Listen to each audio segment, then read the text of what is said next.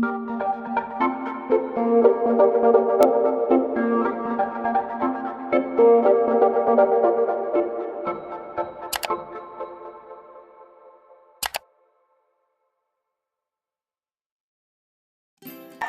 umaga mga kapwa kong mag-aalaman. Nandito pa rin tayo sa farm natin sa Quezon Province. Dito sa Tiaong, Quezon. Napakainit ngayon.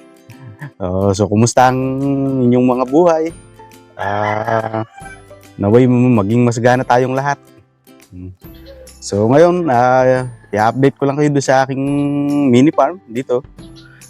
Papakita ko sa inyo yung aking greenhouse tsaka yung aking mga tanim na pechay bagyo ngayon tsaka mga lettuce. So yun mga kaparmer, ito yung ating ginawang plant box na may nakatanim ngayon na pechay bagyo. Pinaltan ko na yung mga mustasa ko nung nakaraan kasi na-insekto na. So hopefully itong tinanim natin to ng mga pechay bagyo, maliliit pa naman, sana hindi ma-insekto. 10 piraso naman ito kasi nung kasing nagtanim ako nung nung lumaki siya, talagang ang laki ng sakop ng kanyang dahon. Kumbaga nade-deform siya kapag kasiksikan. Kaya pinili ko na kaunti na lang ang itanim. Pero kung marami pa naman akong punla doon sa loob ng greenhouse, kaya anytime naman pwede pa ako makapaglipat. So ito naman yung ating mga tanim ngayon na mustasa, na lettuce. Na-harvest na ngayon, na-harvest na yung iba, yung nasa ilalim. Ito, mga bago na ito halos. Yung nasa ibabaw. Kaya, yun, may bago pa naman tayong punla. Ngayon, ito yung punla natin ng mga lettuce. Medyo madami-dami din yan. Tapos ito yung pechay bagyo. Tapos nagpunla na rin ako ng repolyo na naglegi. Saka yung Brussels sprouts ulit. Tapos bok choy. Tapos itong broccoli. Yan, pinula na natin. Yun yung mga buto natin na available para kumbaga maitanim natin ulit doon sa gagawin natin na maliit na greenhouse. Tapos ito yung ating mga celery. Pwede na uling i-harvest tong iba. Ako, ang ginagawa ko, dinadahunan ko na lang kasi tuloy-tuloy pa naman yung pagsibol nila. Kaya, kumbaga, tingin ko, hindi naman kailangang patayin yung puno. Tapos ito, buhay pa rin yung ating carrots. Hindi ko pa na-harvest. Mukhang lumalaki kasi. Ayun. Kaya lang, pangit ng mga sibol. At titingnan natin kung makukuha na natin ito ng laman. So, inaayaan ko munang sumibol siya. Kasi lumalaki pa naman, tingin ko. Tapos ito yung ating repolyo pa rin ito na hindi na rin lumaki. Talagang mahirap magpalaki ng halaman dito sa amin kasi siguro depende sa kondisyon ng lupa. So yun mga kaparmer, ang init nga. Tumatagak ang pawis ko sa init. Ngayon magagawa tayo, itutuloy na natin yung paggagawa ng ating maliit na greenhouse. Kumbaga yung i-maximize ko lang yung retaso ng aming UV plastic, kaya gumawa lang ako ng maliit na greenhouse para sa ating mga tanim na repolyo at pechay bagyo.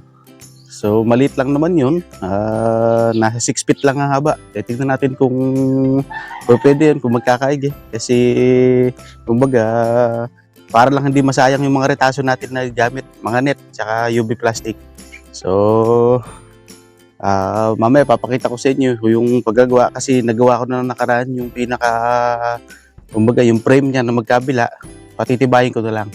So ipapakita ko sa inyo.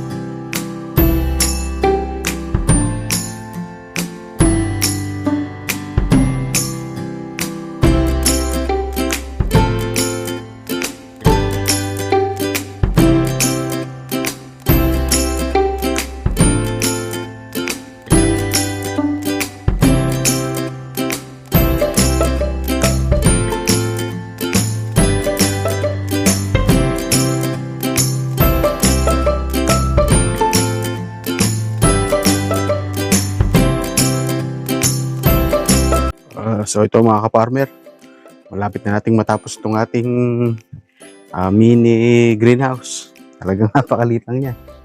Sinakto ko lang yung bubong kasi kaya umbaga doon ko kunuha yung sukat.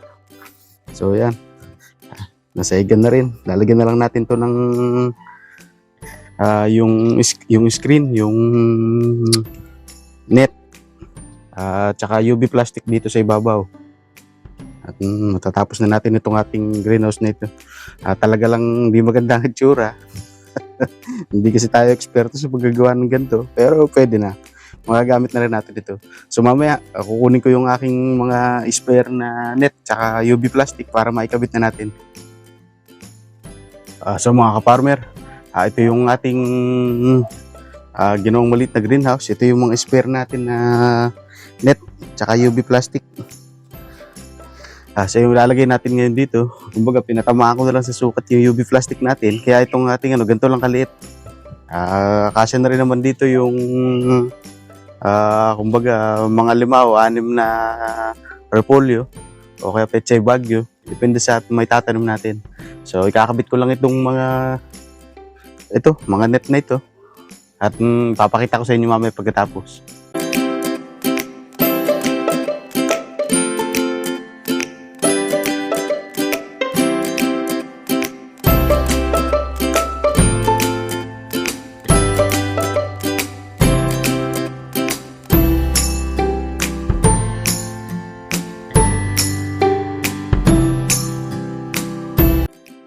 So yung mga ka-farmer, natapos na natin yung ating ginagawang maliit na greenhouse. Ang init dito. ito siya. Nilagyan ko na ng UV plastic yung bubong. Tapos nakanet na yung likod. Kulang na pala yung aking net. Kaya hindi na nagkasya. Gagawan ko na lang ng paraan para maharangan natin itong harap. So yun muna mga ka-farmer.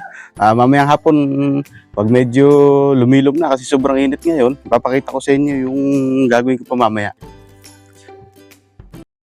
So ito mga ka-farmer, yung mini greenhouse na ginawa natin. Gawa sa kawayan, tsaka sa UV plastic. Kulang nga lang ako ng net. Kaya hindi ko nalagyan yung harap.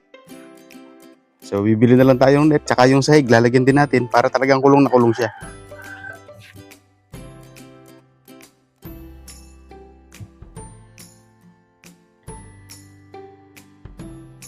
A few moments later. Magandang hapon mga ka-farmer. Nandito na ulit tayo sa farm natin, mini farm. Magdidilig tayo ngayon ng ating mga tanim na pechay bagyo. Yung iba kanina, nangamatay kasi sobrang init. Kaya pinalitan ko na naman ngayon. Naglipat na uli ako ng punla. Didiligan naman natin ngayon.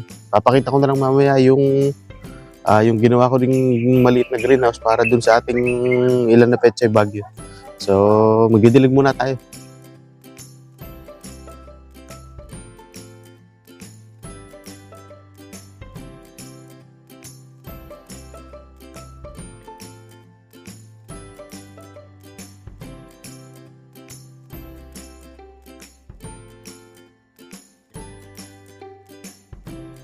So yun mga ka-farmer, idiligan lang din natin yung tanim natin na sibuyas doon sa dulo. Pakita ko sa inyo. Ito yung tanim natin na sibuyas sa dulo. Yan. Medyo madami-dami din, kaya idiligan lang din natin.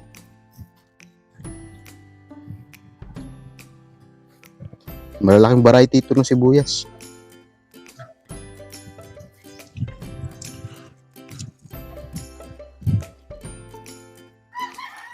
Parang sa sobrang init nga lang din, halos natutuyo din yung kanilang dahon.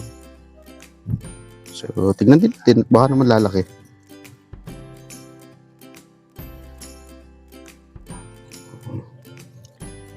So yan. Tapos na natin diligan itong ating sibuyas dito.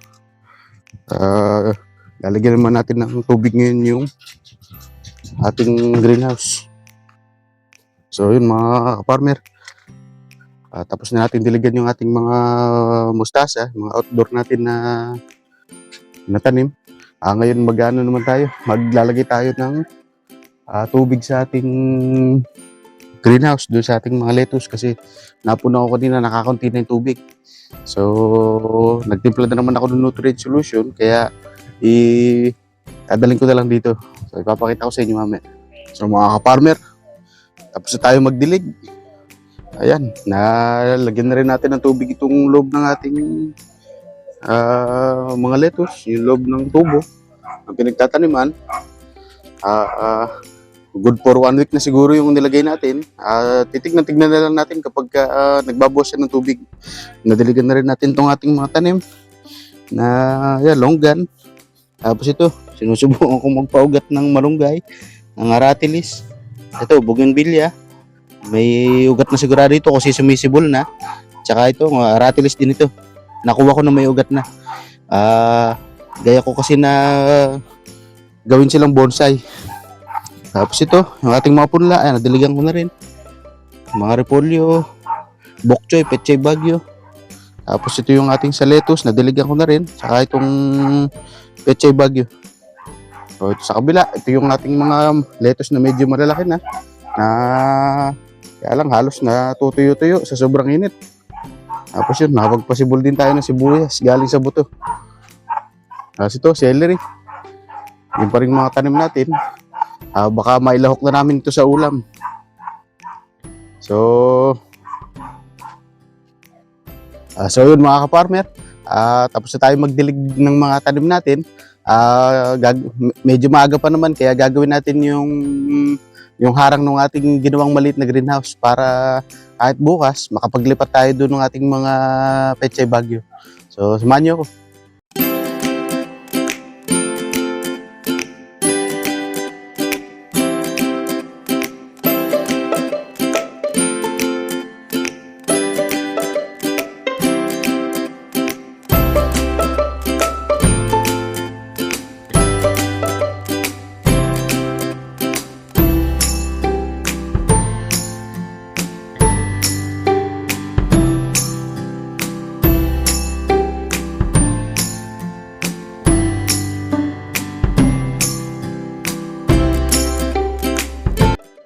So yun mga ka-farmer, natapos na natin yung mini greenhouse na ginagawa natin.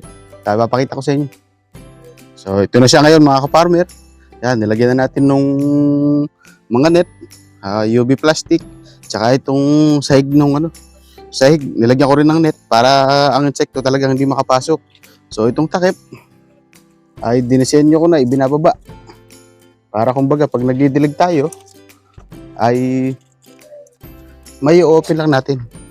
So yun, nakababa na.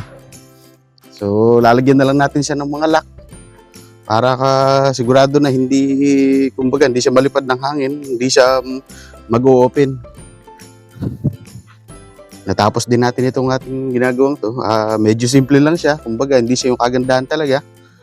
Pero pwede na. Trial and error lang naman tayo. So yun mga ka-farmer, natapos na natin yung ating project.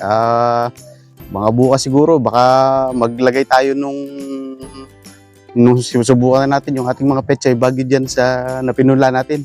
Kumbaga doon natin sa loob ilalagay para makita natin kung talagang effective ba yung aking ginawang yun. Kumbaga makaiwas tayo sa mga insekto. So hopefully sana gumana. So yun lamang muna ngayon mga ka-farmer, medyo hapon na rin. At papasok na rin ako sa loob. So, salamat sa inyong panonood. Naway pagpalain tayong lahat. Wala kayo yung pamangkin ko.